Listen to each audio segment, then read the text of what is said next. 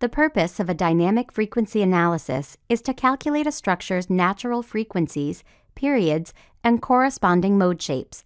These properties are dependent on the geometry, stiffness, and mass of the structure. You can follow this up with a dynamic response analysis that calculates the effect of dynamic events such as wind gusts, vibrating machines, moving traffic, or an earthquake. In this video, we will conduct a dynamic frequency analysis on the simple 3D multi-story frame we have on the screen. This will be followed in the next video by a dynamic response spectrum analysis that models the effect of an earthquake on the structure. The user input required for a dynamic frequency analysis is surprisingly simple. Once the structure has been created, the only extra step for you is to define the masses that affect the inertia of the structure.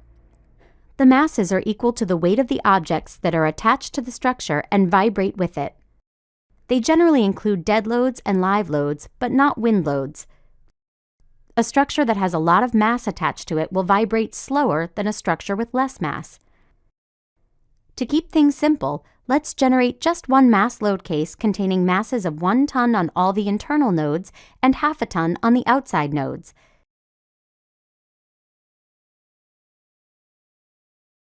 Because we are applying the same mass to all of the selected nodes, we will apply the loads to the selected nodes as a group. Without this, we would have to enter the mass separately for each node.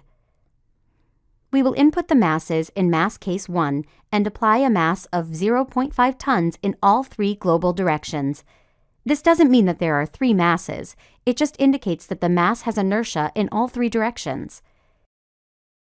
If we had a very large mass with a significant rotational inertia, then we could also define its rotational masses, but the usual case is to leave them as 0.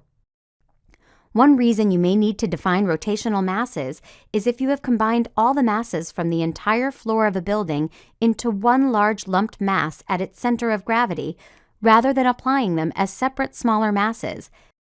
In this case, you would need to calculate the rotational inertia of the large lumped mass based on the location of each of its contributing smaller masses.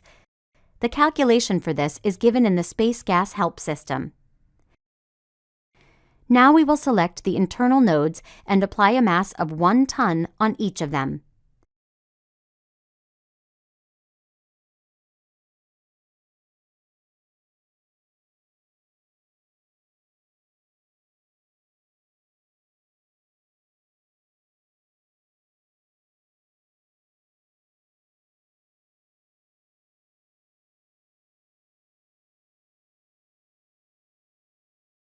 Everything we've done so far excludes the self-mass of the structure, and this is normal because the self-mass can be added automatically by space gas. Adding self-mass is just a matter of adding self-weight to our mass case 1. You should define the gravitational acceleration in just the vertical direction, and the self-mass of the structure will be automatically included in all 3 global directions. Alternatively, we could have placed the self-mass in a load case of its own and then combined it with the other masses using a combination load case. Note that if you have already gone to the trouble of defining your static loads, you can convert some of them to masses using the static load to mass conversion tool in the renderer. Make sure you only convert loads that have mass, such as dead and live loads though. Don't try to convert wind loads to masses. Now we are ready to perform the analysis. We will leave the load case list field blank so that all mass cases are analyzed, even though we only have 1 in this case. The tolerance controls the accuracy of the analysis. A tolerance of 0.001 means that the natural frequencies will be accurate to 3 decimal places. This tolerance is suitable for most jobs. In order to stop the analysis looking for frequencies that are outside of the range we are interested in, we can set upper and lower frequency limits. The analysis searches for modes with the lowest frequency and works upwards. However, if a frequency shift is specified, then the frequencies below the shift value are skipped. It can save quite a bit of analysis time if some of the lower frequencies are not required. Finally, you need to specify the number of dynamic modes. In this case, we will request 6 modes.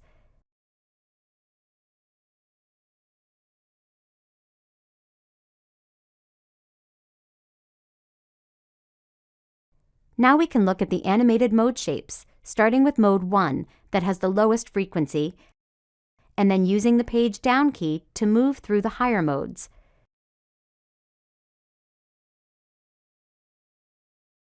For each mode, you can see its frequency and period in the information box at the bottom.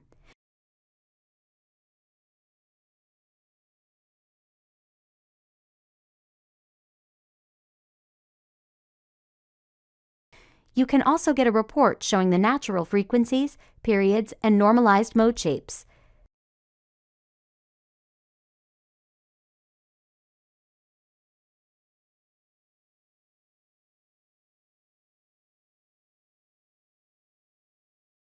Of course, a dynamic frequency analysis can't calculate the magnitude of the deflections because we haven't told it what's causing the vibrations. That is the subject of the next video, in which we will apply an earthquake to the structure and then conduct a dynamic response spectrum analysis in order to obtain actual deflections, forces, moments, and reactions.